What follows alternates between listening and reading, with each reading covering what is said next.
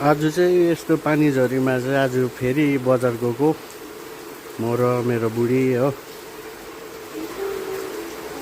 के गर्नु यहाँ उभिरहेको छौँ गाडीको लागि गाडीको प्रतीक्षामा यस्तो पानी झरीमा।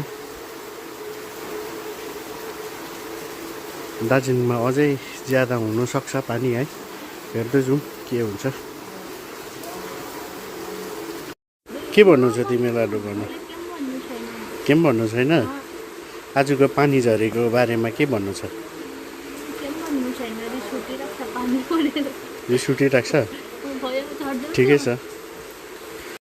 गाडीको प्रतीक्षामा शर्मा पुसाईलाई प्रतीक्षा गर्दै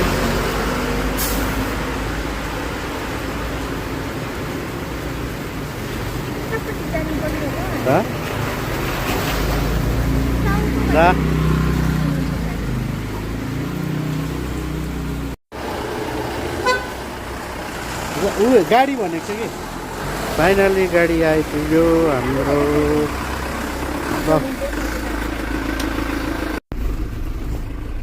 ल लाग्दै गयो अब हामी चाहिँ।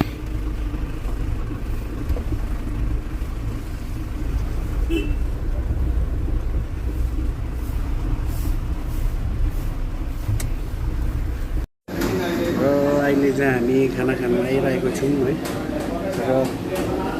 र हामी अर्डर दिइरहेको छौँ र यहाँको भ्यू चाहिँ यस्तो छ, तपाईँहरूलाई देखाउँदैछु, पर्खिनुहोस्।